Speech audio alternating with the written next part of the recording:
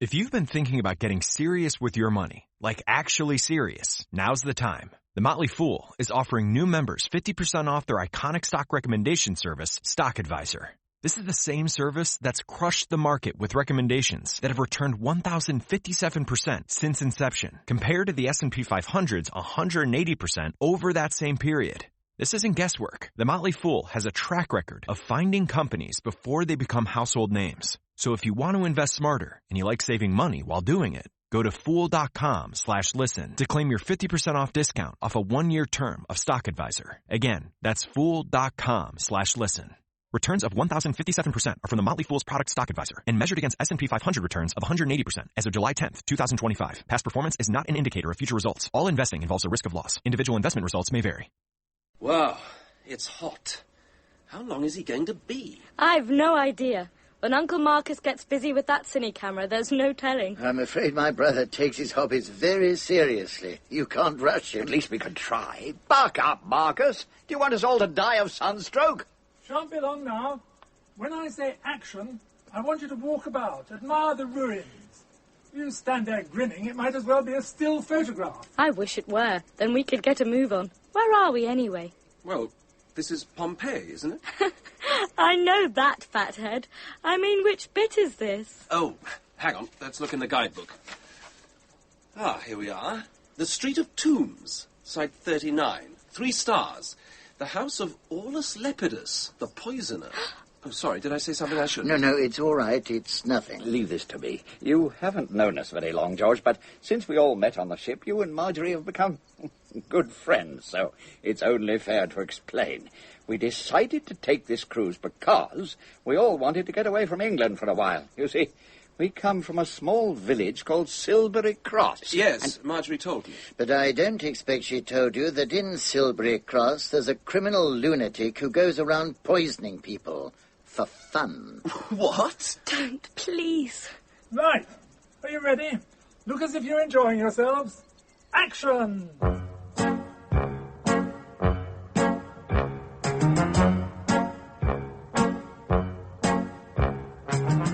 We present Donald Sinden as Dr. Gideon Fell in The Black Spectacles by John Dixon Carr.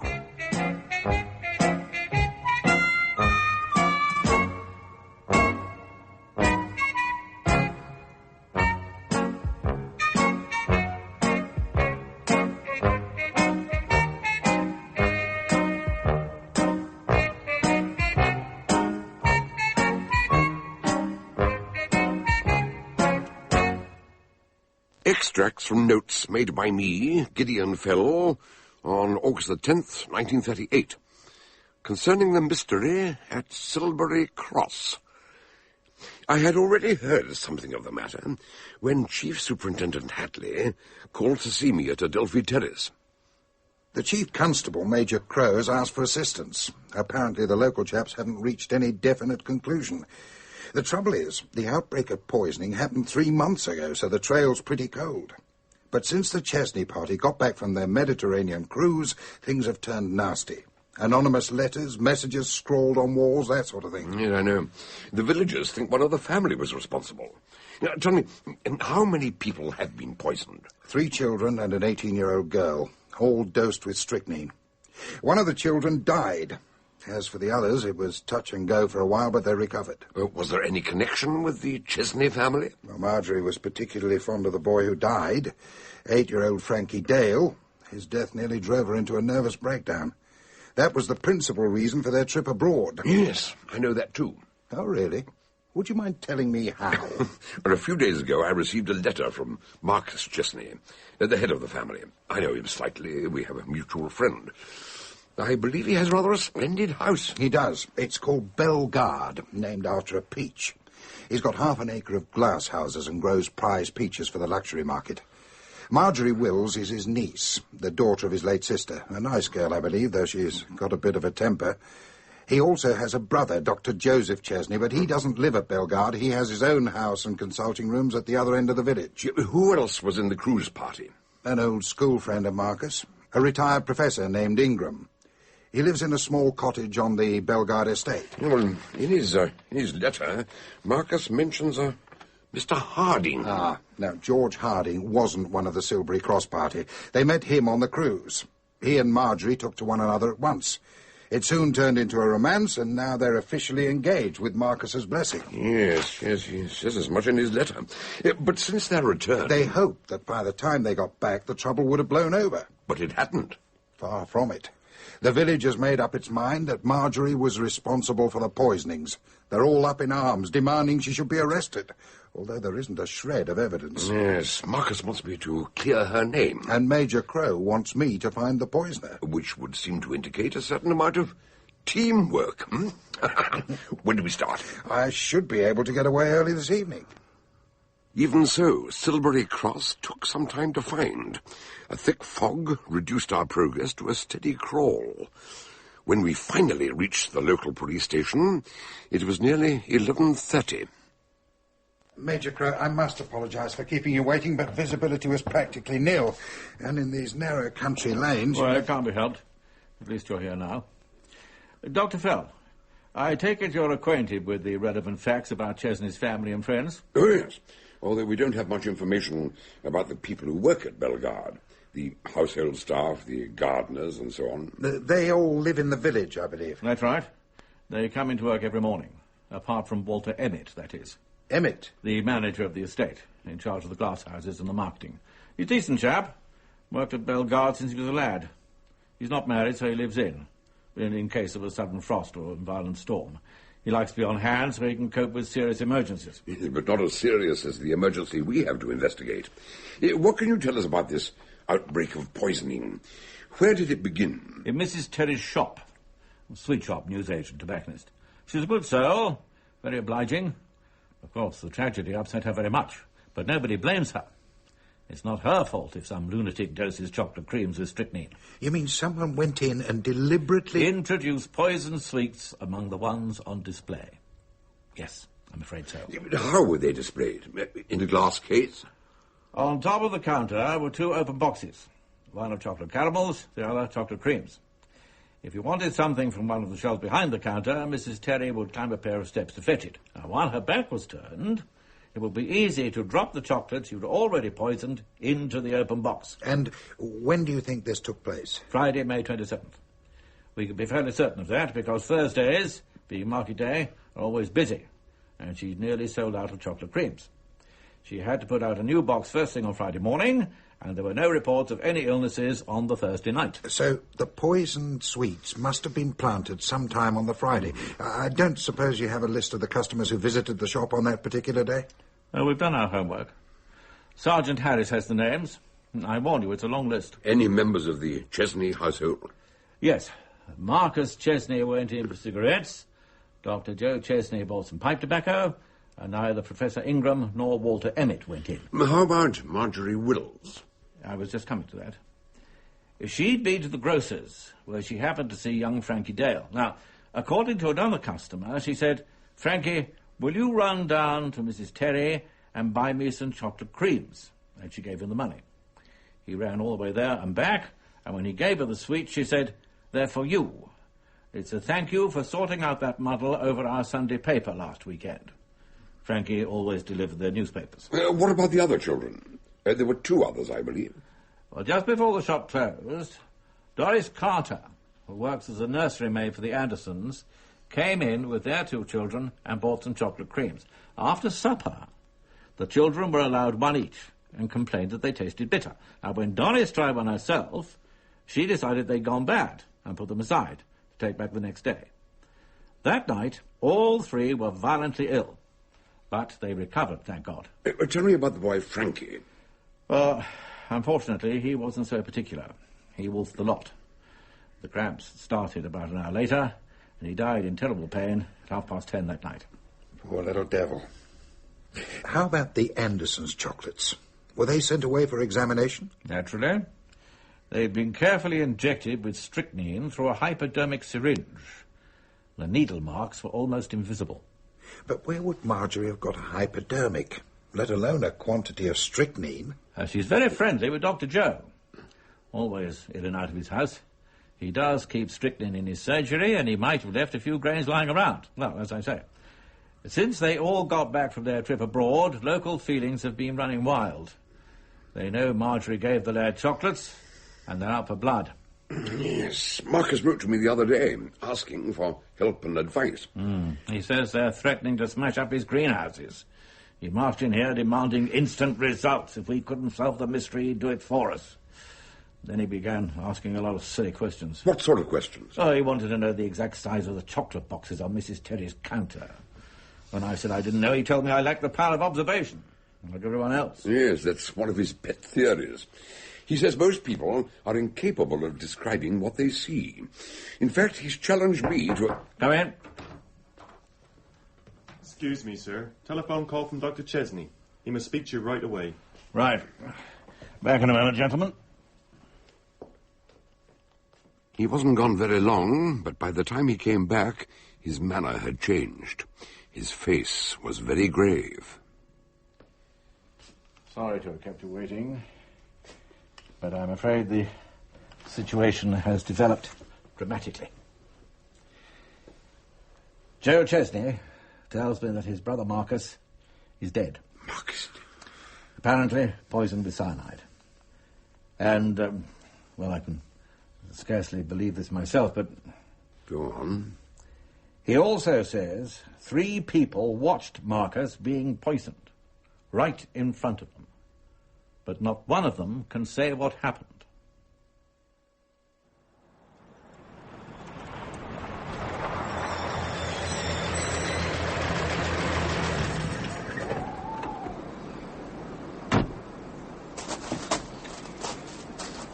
So this is Bellegarde.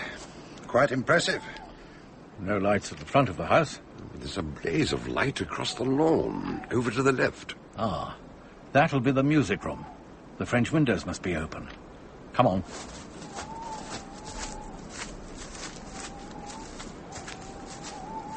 That must be a very powerful light. Hello. What's all this? Outside the windows, various articles were scattered on the grass. A slouch hat, a long raincoat, a brown muffler, together with a pair of dark glasses, and a black Gladstone bag. Entering the room, we found a man sitting at a table, lit by a brilliant photo-flood lamp, and we recognized the smell of bitter almonds. Marcus Chesney was slumped in his chair, his face purple and swollen, with traces of froth on his lips. There were 2 objects on the table, a pencil and a box of chocolates with a pattern of flowers on the lid. A wall clock showed the time. 12:45, which, according to my watch, is correct. Major Crow? Oh, thank God you're here. Chief Superintendent Hadley, Dr. Gideon Fell, Dr. Joseph Chesney. How do you do? So tell us, what the devil's been going on? I wish I could. I wasn't here when it happened, and as soon as I arrived, I had to go upstairs to attend to another emergency. Walter Emmett. Emmett? You don't mean he's... No, he's not dead. He's got a severe concussion, a nasty crack on the back of his head. How on earth did he get that? Look, would you mind if we moved into the other room? I thought I was beyond squeamishness, but when it's your own brother, it's I'm sure we can appreciate that. And the ambulance will be here soon.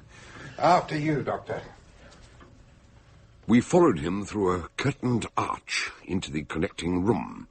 The curtains were wide open, with 3 chairs standing in a row, facing the grisly scene. At that moment, the photo-flood bulb went out, as if to say that the drama had ended, while Dr. Chesney went on to explain the events leading up to his brother's death. I was here earlier when the argument began. Marcus said that after an accident, most witnesses can never tell you what they've seen, and offered to test his theory by staging a sort of charade. But I had to visit a patient at the other end of the village, a difficult confinement. Now, he said the show wouldn't start till midnight, so I said I'd try to get back if I could. I arrived at 12:10. Too late to help him, poor old boy. So 3 people actually watched the show? Yes, They saw every move the murderer made, but they can't agree on anything that happened. And those three people were... Professor Ingram, Marjorie, and her fiancé, George Harding, who's staying for the weekend. Well, at least one good thing's come out of this damn business. I beg your pardon? Well, in the last few months, some people have accused my niece of being a murderer. But whoever killed my brother, whoever the poisoner is, it can't be Marjorie. And, well, if Marcus had to peg out to prove that, it's worth it. Excuse me, Uncle Joe. Could you go up to Walter? There's something about the way he's breathing. Oh, yes, of course. Right away. Miss Wills, this is Chief Superintendent. Oh, that light's gone out. The bulb can't have burnt out already, surely. Oh, I beg your pardon. Did you say something? This is Chief Superintendent Hadley from Scotland Yard and Dr. Gideon Fell. I suppose you've come to arrest me. Sorry. No, but we'd like to ask you a few questions. Yes, it might be a bit easier if we closed these curtains. I expect you want to know how all this began. Well, yes, indeed, I do. During dinner, Uncle Marcus was saying that people can never describe what they've seen. And you disagreed with your uncle? I told him that might be true about men, but women were far more observant. Of course, Uncle insisted he was right. Then he asked George to take his cine camera and film the whole thing, so there wouldn't be any arguments afterwards. Great Jupiter!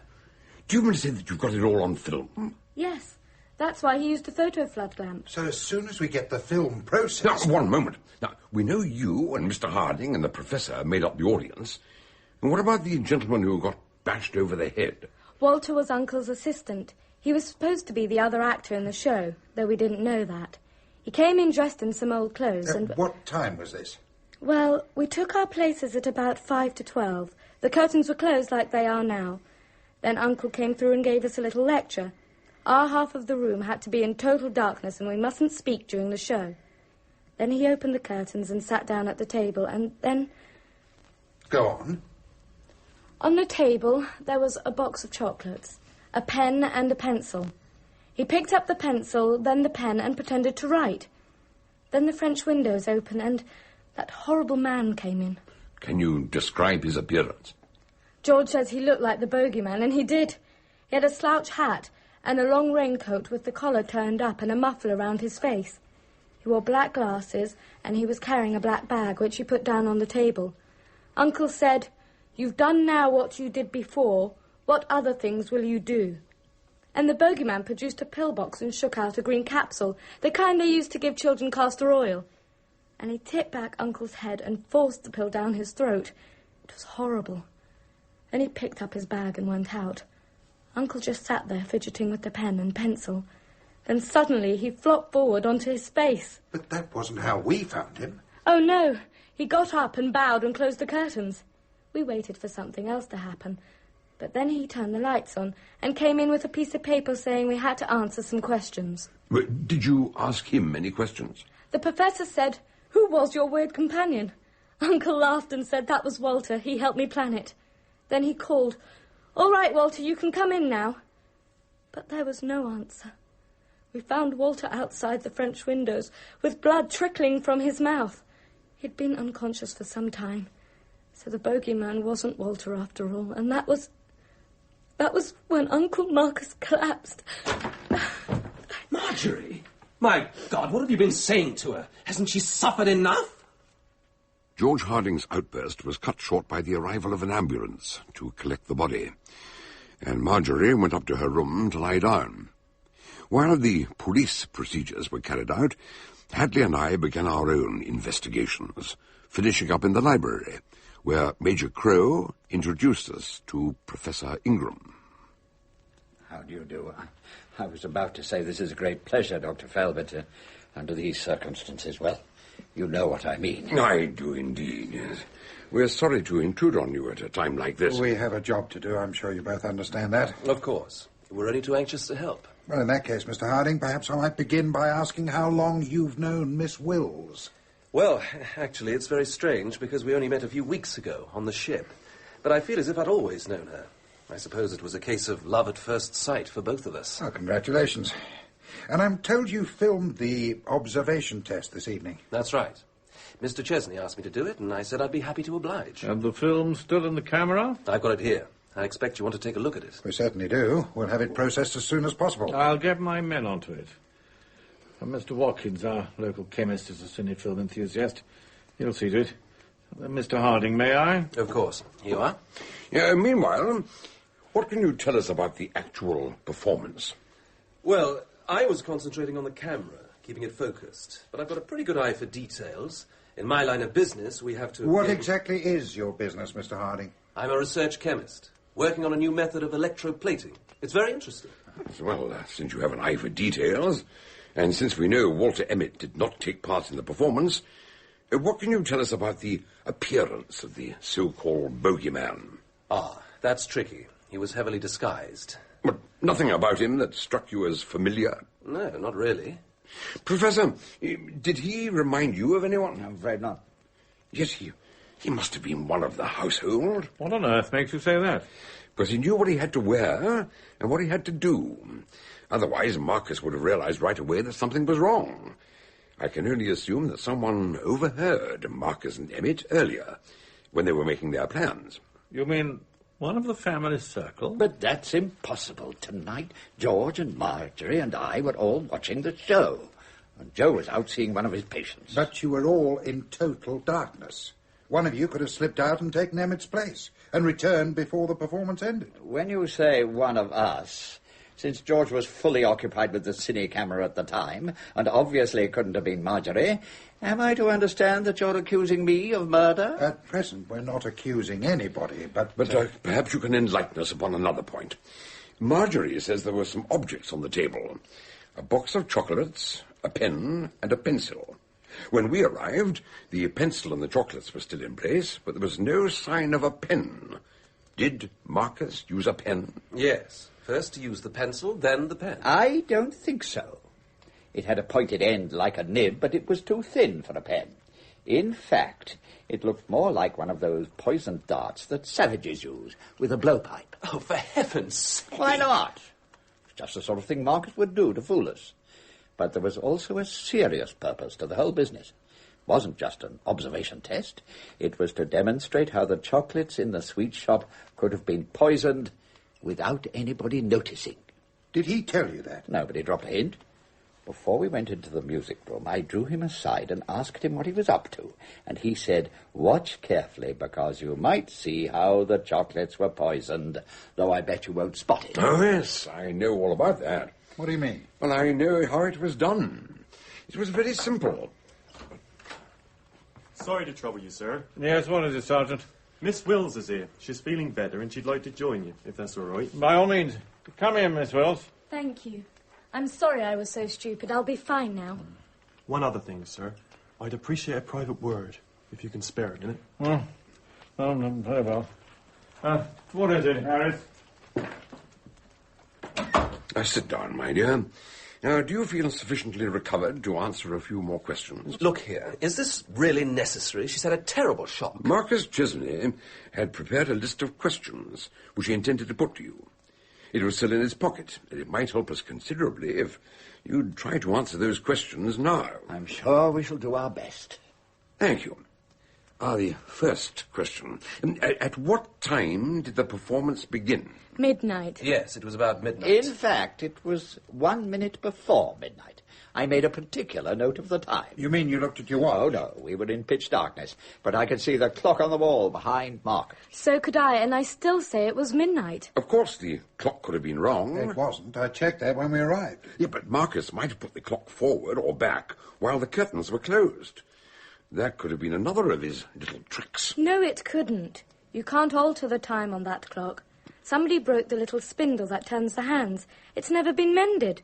Besides, what difference would it make? It would make a big difference to the alibi of someone who wasn't here at midnight. You mean, surely you're not suggesting... No, let's try the next question. Was there a box on the table? If so, can you describe it? Of course there was. A box of chocolates with a pattern of green flowers. Sorry, my dear. Yes, there was a box. but the flowers were blue. Yeah, well, it's not worth arguing about. As it happens, you're both right and both wrong. Next question. Which objects did I pick up from the table? Well, George says a pen, and the professor described it as a poisoned dart from a blowpipe. What nonsense! George is right, it was a pen. Oh, very well. So let's press on. Did anyone speak? The bogeyman never said a word, but as I told you, Uncle said, "You've done now what you did before. What else will you do?" That was all. Not quite. When the stranger first appeared, George said something. You whispered, "Here comes the bogeyman," didn't you, George? Do we have to keep going over and over it? How many more questions are there? Only one more. Did the intruder remove anything from the table? No. No. I'm sorry. When he came in, he put his bag on the table, and then he took the bag out with him. Quite so. He also removed a green flowered box of chocolates, having substituted a blue flowered box, which is there now. The first box is still inside the Gladstone bag. When the ambulance arrived, I took the opportunity to examine the objects outside on the lawn. The black bag has a false bottom, with a concealed spring in the handle, the kind that conjurers use to make things appear and disappear. That's how the trick was done. And, as Marcus hinted, that is how a box of poisoned chocolates replaced the ones in Mrs. Terry's shop. Well, Superintendent, how are you getting on? Slowly but surely. Dr. Fells made an interesting discovery. And I think we've established that all the members of the household have a cast-iron alibi for the time of Marcus Chesney's death. Well, that does surprise me, because Sergeant Harris has also made an interesting discovery, which indicates that the murderer is either a member of the household or closely connected with it. I don't understand. In one of the bathrooms, he found a medicine cabinet containing a box of castor oil capsules. Well, that's hardly surprising. They're common enough. Yes. But tucked away at the back of the shelf, he also found a 1-ounce bottle of prussic acid. Mr. Harding, you're a research chemist. Do you use that sort of thing in your work? No, I do not. But I expect you could make it. Well, yes, of course. So could anyone. It's not that complicated. Very well. By tomorrow, we should have a great deal more information. There's every hope that Walter Emmett will have regained consciousness and be able to answer some questions. And Harris tells me that Mr. Watkins will have the cinefilm ready to show us tomorrow morning. I'm delighted to hear it, though of course it won't be tomorrow. Since it's now 1:30 a.m., tomorrow is today. Good morning. Do you realise it's after 9 o'clock? I thought you were an early riser. So I am. As a rule, I had a broken night. Well, cheer up. You'll feel better when you've had something to eat. For a simple village pub, they do a magnificent breakfast. Grilled ham, devilled kidneys, eggs, sausages, fried tomatoes. Oh, no, please, not for me, thank you. No. In the usual way, I enjoy a cooked breakfast as well as anybody. But in the atmosphere of a bar parlour, last night's cigarette smoke and the smell of stale beer, I shall content myself with a strong cup of tea. And now me. What kept you awake then? Thank you. I slept until 3, then woke up with a start and said to myself, "Oh, Lord, oh, Bacchus, what a blind fool I am." Really? Any particular reason? I realized I'd made a very stupid mistake.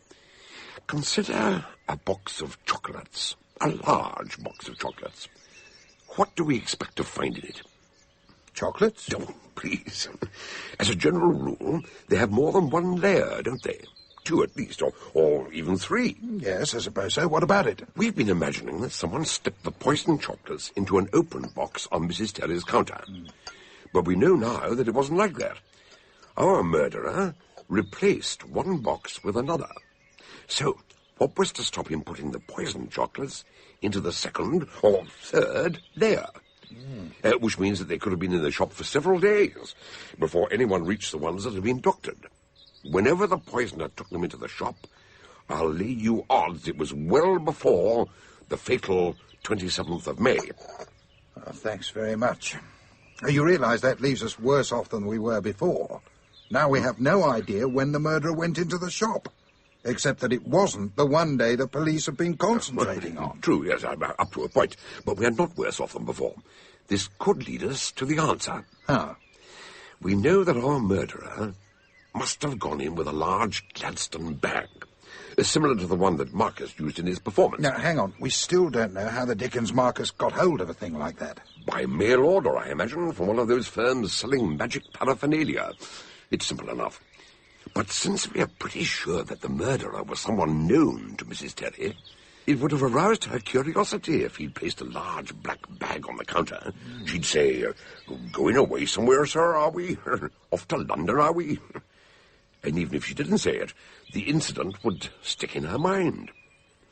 Unless... Oh, I see. Unless the murderer was somebody who often carried a black bag, in which case she wouldn't give it a second thought. Yes. And who usually carries a thing like that? I think Dr. Chesney has some explaining to do. Yeah, we're all in good time. Before we do anything else, we must take a look at that cine film. What was the name of our obliging local chemist? Mr. Watkins? Good morning, gentlemen. What can I do for you? I believe you're expecting us. My name's Hadley, and this is Dr. Gideon Fell. Good morning. Ah, yes. Come in, Superintendent, Dr. Fell.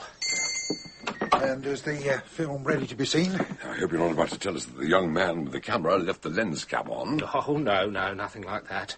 Now, I have the projector ready and waiting upstairs in my little den. Now, the processing took rather longer than I'd anticipated. Yeah, the film was slightly underexposed, but I managed to correct that eventually. My dear chap, you must have been up half the night. You have my deepest sympathy. I know the feeling. No, I enjoyed it. It was quite fascinating. Oh, was it? Well, yes. You understand, I had to run the film once or twice to make sure it was all right. I hope I didn't do wrong. Well, not at all, provided you don't tell anyone else what you've seen. Oh, certainly not. No, mum's the word, as they say. But you've certainly got some unusual things on that film. Clues, I suppose you'd call them. Most unusual. Unusual? In what way? Well, the second thing Mr. Chesney picks up and pretends to write with, I wasn't sure at first, so I stopped the film and took a magnifying glass to the screen, and it was so absurd that... Quiet, please. What? I thought I saw a shadow at the window. Someone outside. Perhaps I was mistaken. I'm sorry. You were about to tell us... No, one moment, if you please. Now, Mr. Watkins, let me ask you about your stock in trade. Now, how are you off for poisons? Poisons? Yes. Do you have any prussic acid? How about potassium cyanide? Oh, no prussic acid, sir. I do carry 1 or 2 preparations containing potassium cyanide, but I haven't sold any for 18 months or more. I can show you the register if you like. No, that won't be necessary. But tell me, do you also sell photo flood lamps? Oh, yes, indeed. Oh, splendid. Now then, if I bought one and kept it switched on, how long would it be before it burned out? Oh, but you're not supposed to do that. No, you should switch it off as soon as you've finished the photographic session. Yeah, quite so. But let's assume that I'm being particularly stupid. How long? Well, I'd say well over an hour at least. Excellent, yes. And did anyone from Bellegarde buy one of those lamps? Let me see. Oh, yes. Round about this time yesterday, Miss Wills came in and asked for one. Oh, good gracious. Talk of the devil. Oh, I beg your pardon. I shouldn't have said that. I didn't mean anything. Miss Wills, what's wrong? Nothing. I thought I saw...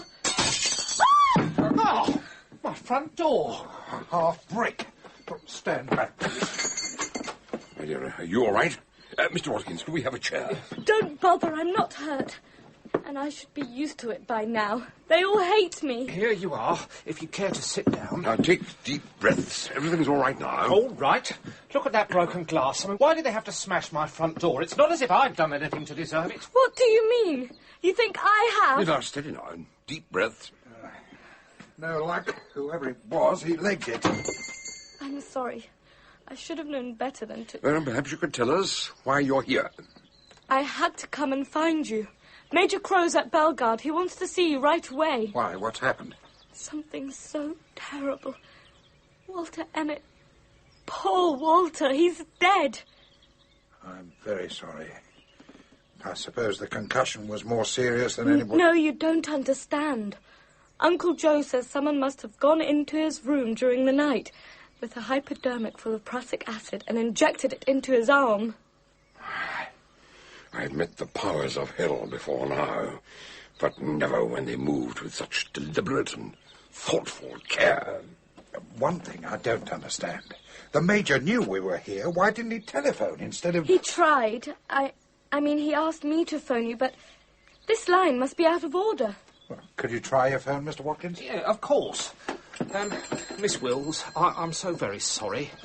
Oh, I don't know what to say. Hello? Operator. Yeah, I was just checking the line, but it seems to be all right now. Sorry to have troubled you. Don't hang up. Get on to Bellegarde, would you, please? I'd like to speak to Major Crowe. Is it possible to take the phone through into the back room? Yes, of course. I'll lead the way.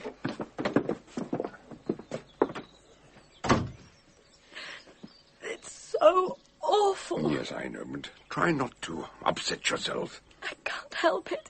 I keep thinking about Walter. He'd never done anything to hurt anyone. I was very fond of him. I've known him ever since I was a little girl. He'd have done anything for me.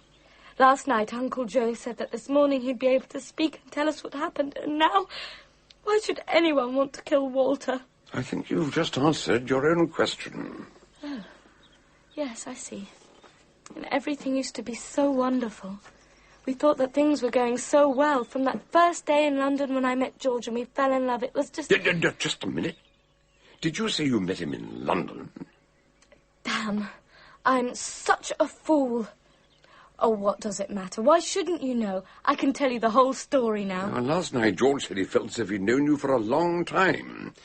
I take it he had. Yes. We met in London early last year when I was taking an art appreciation course, and we fell for one another right away.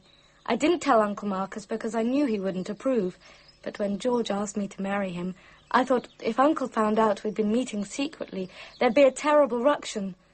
So when he planned a holiday abroad, I persuaded George to book a ticket on the same cruise. He'd been working very hard. He really needed a holiday. And you pretended to meet accidentally. That's right. And everything worked out so well. Uncle really took to him. They all did. Thanks, Mr. Watkins. I'm sorry to have kept you waiting. I spoke to the chief, and he's coming over right away to watch the film. Did you explain that Marjorie was here? Yes. He's arranged for the police car to take her back to Bellegarde. Look, I'm afraid we can't invite you to stay and watch the film, Miss Wills. We haven't seen it ourselves yet. That's all right. I'm not sure I want to see it anyway. When Major Crowe arrived and Marjorie went back to Bellegarde, Mr. Watkins, having repaired his front door as best he could, took us up to his den, where we sat facing the screen. He pulled down the blinds to darken the room, then took up his post beside the projector. Ready when you are, gentlemen. Now, before we start, what do we expect to see? We expect to see our murderer, though I'm not sure we shall be able to identify him. What do you think, Dr. Fell? I think on some points I'm certain what we shall see. On other points I'm uncertain what we shall see. On any remaining points, I don't give a tinker's cuss what we see, provided we are allowed to shut up and see it. Oh. Right. Carry on, Watkins. Very good, sir. Nothing but blackness. No, a chink of light. As Marcus opens the curtains. The picture's a bit wobbly, but Mr. Harding admitted that he was not an expert cameraman. That's more like it. Settle down. Marcus sits at the table. And luckily the focus is sharp. You can even see the clock. 1 minute before midnight. The professor was right about that. He's picking up the pencil, as if he's going to write. Now he's picking up the pen. No, is it a pen? No, wait a minute. Stop the film. You spotted it. I thought you would. It does look a little bit like a pen nib, but... It's the minute hand from a clock. In fact, it's the minute hand from that clock on the wall. But you can see both hands on the clock. What appears to be a minute hand is the shadow of the hour hand. Marjorie, sitting in the middle, said it was midnight exactly. The professor, sitting on her right, said it was 1 minute before midnight. All Marcus had to do before the show began was to unscrew the minute hand and put it on the table. When it was over, he replaced the hand before opening the curtains to take a bow. The question is, what was the time exactly? Well, the hour hand's pointing to 12, so... But the hour hand moves so slowly. I mean, it could have been anything between 5 to and 5 past. Which means Dr. Chesney's alibi is shot to blazes. That's true. If he left his patient at midnight, or a few minutes before, and he said it was 10 past when he got back, at that time of night he could easily have got through the village in 15 minutes. If he'd overheard Marcus and Emmett making plans earlier, he could have seized the opportunity. But he'd have to kill Emmett as well, because Emmett would have known the trick with the clock. And unlike anyone else, Joe Chesney knows how to use a hypodermic needle. Right, Doctor? But I'd like to see the rest of the film. Mr. Watkins, would you mind? Oh, yes. Yes, certainly. And here comes the bogeyman. He looks directly into the camera. Could that be Dr. Chesney? Hard to say. He's turning away, putting his black bag on top of the chocolate box. Which is when he switched the boxes. Now Marcus is saying something to him. Something like, you've done what you did before.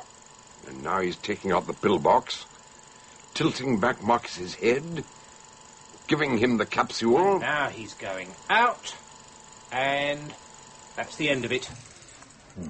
But it's got to be Dr. Chesney. No one You else... can't pin it on the doctor just because he had a shaky alibi. You have no proof.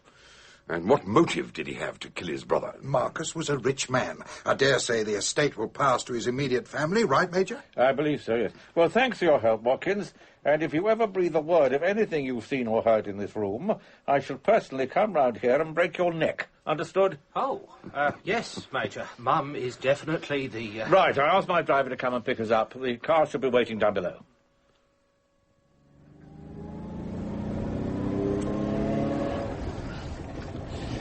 I get the feeling that you have something you wish to say, Major. Well, yes. As a matter of fact, I was anxious to get away before Watkins put 2 and 2 together. You see, when you suggested that Marcus's brother had a strong motive for murder, that would apply just as well to Marjorie. Well, she couldn't have dressed up as the bogeyman. She could have had an accomplice. She'd known Walter Emmett since she was a child. He was devoted to her. If she were the one who overheard Marcus and Emmett planning their performance, she could have persuaded him to give her uncle the capsule and then slipped out to meet him when he came off stage, so to speak. And bashed him over the head, knocked him unconscious. I mean, damn it, man, you'd be saying next she poisoned the blasted chocolates as well. I'm sorry, that I couldn't tell you this in front of Watkins, but we do have some new evidence. Oh? Last week, a young woman went into a backstreet chemist in Reading, saying she needed cyanide of potassium for photographic purposes. Now, when the chemist questioned her, it was obvious she knew nothing about photography. She lost her nerve and ran away. He reported it to the police, and this morning he read about Marcus's death in the papers. There was a picture of the Chesney family, and he recognized Marjorie at once. Oh, dear. I'm very sorry to hear that. Ah, Bellegarde already. Perhaps I could have a quiet word with the young lady on my own. Miss Wills. Marjorie.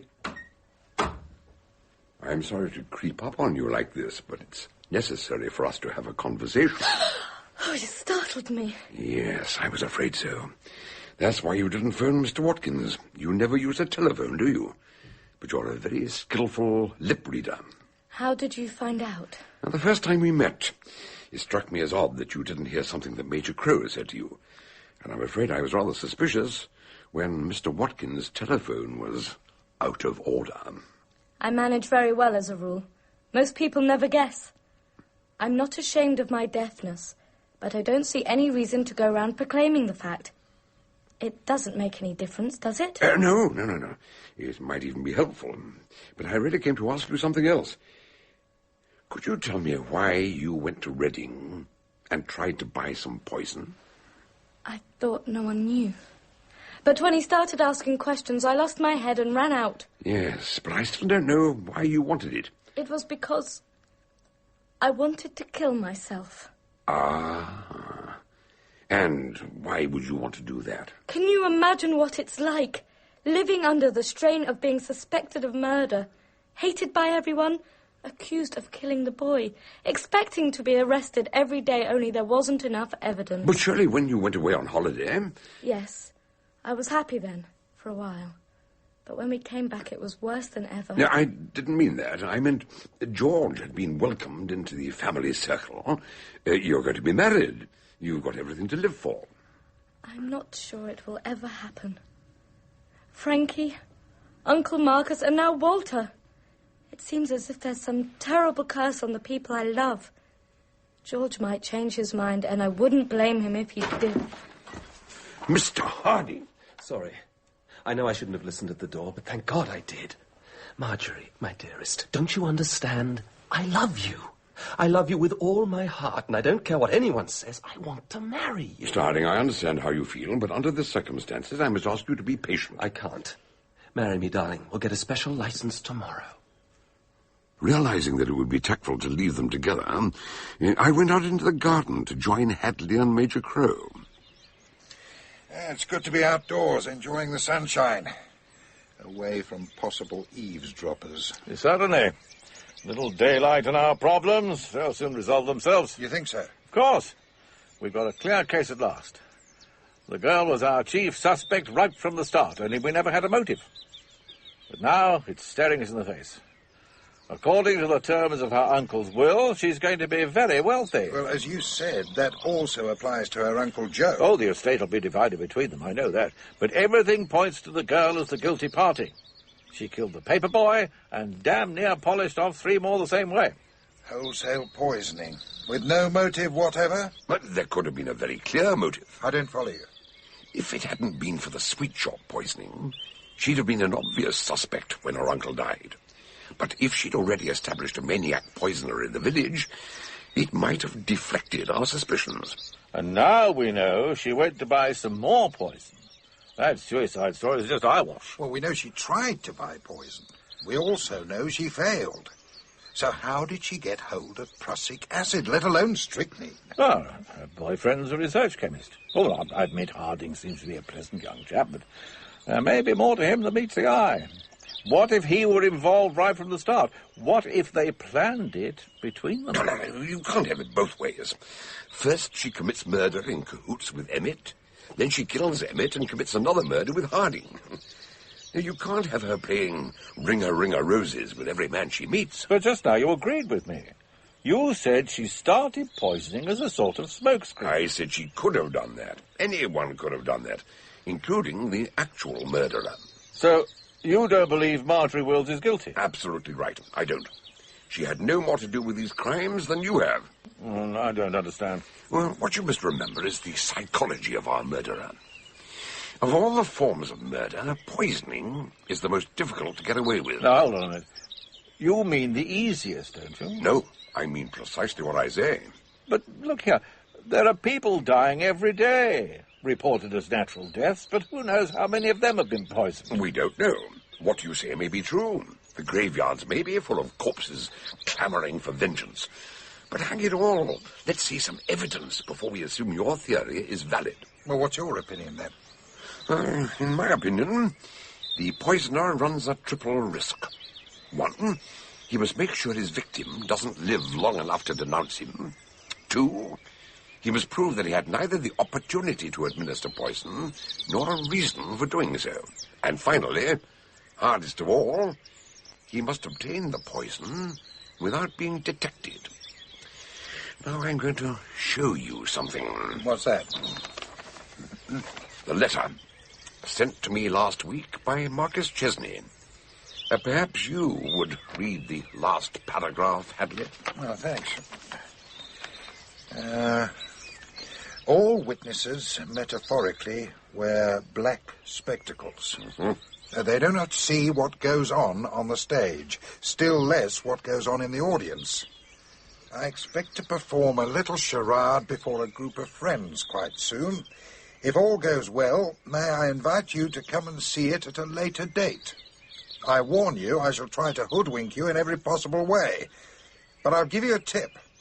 Keep a close eye on my niece, Marjorie. Marjorie? But you just said... Yeah, I know.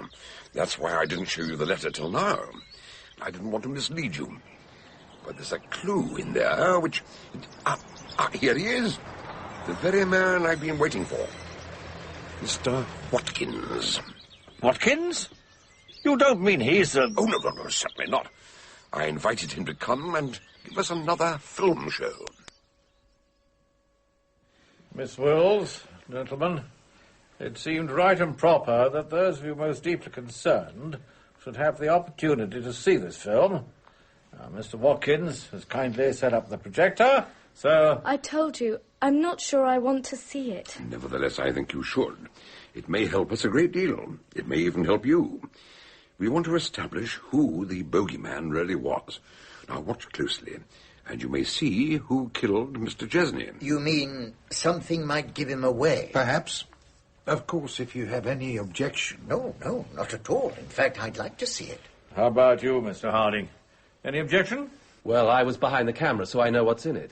But it's going to be a bit of an ordeal for Marjorie. Does she really have to... It's all right, George. I'll be all right. Thank you.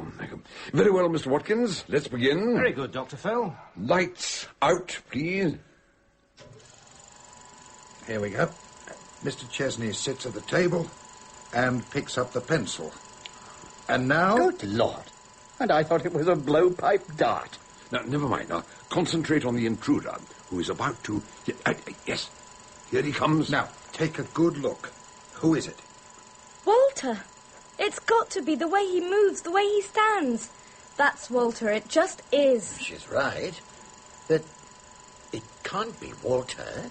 By that time, he was lying outside, unconscious. Yeah, quiet. Now, Marjorie, I want you to watch Marcus's lips.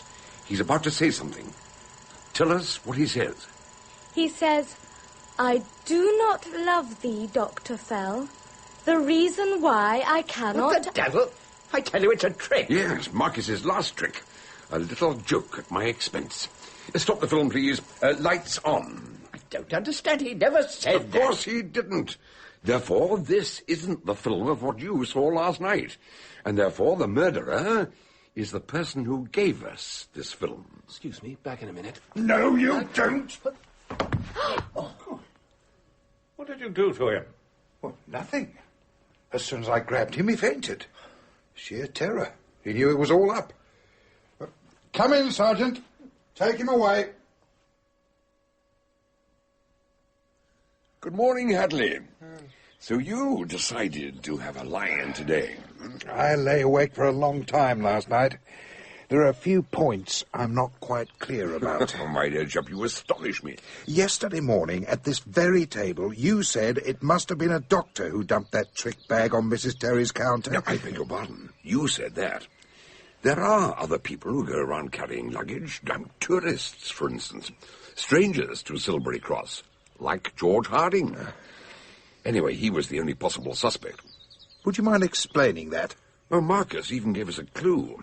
He said, they don't know what goes on the stage, still less what goes on in the audience.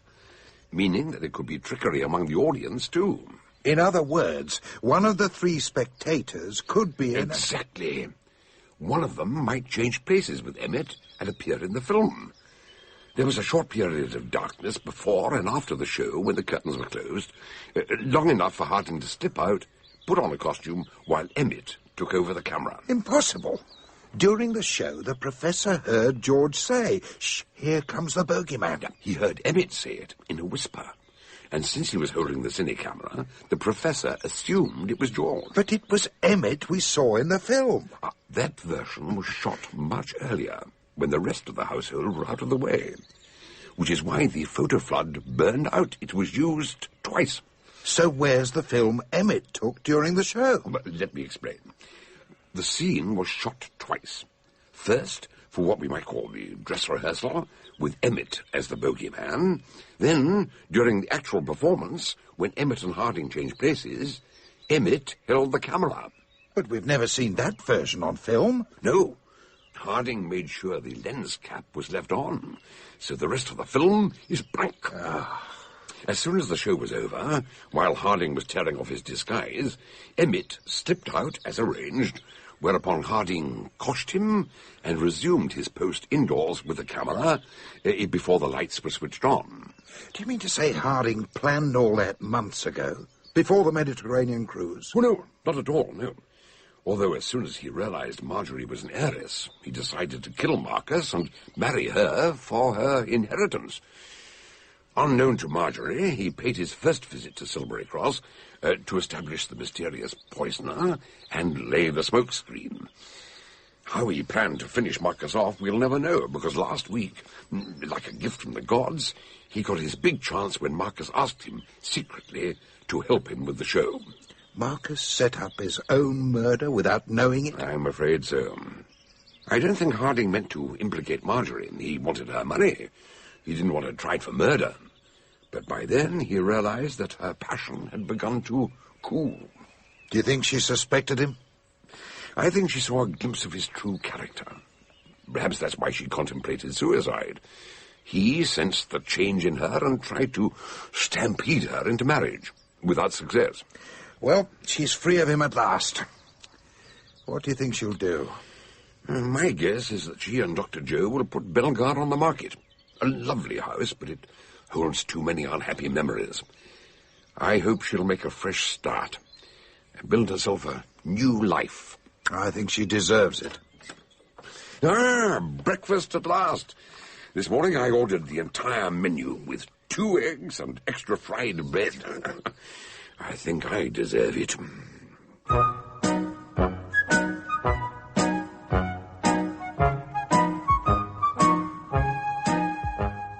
In The Black Spectacles by John Dickson Carr, Dr. Gideon Fell was played by Donald Sinden. Chief Superintendent Hadley, John Hartley. Major Crow, Reginald Marsh. Marjorie Wills, Yasmin Brett.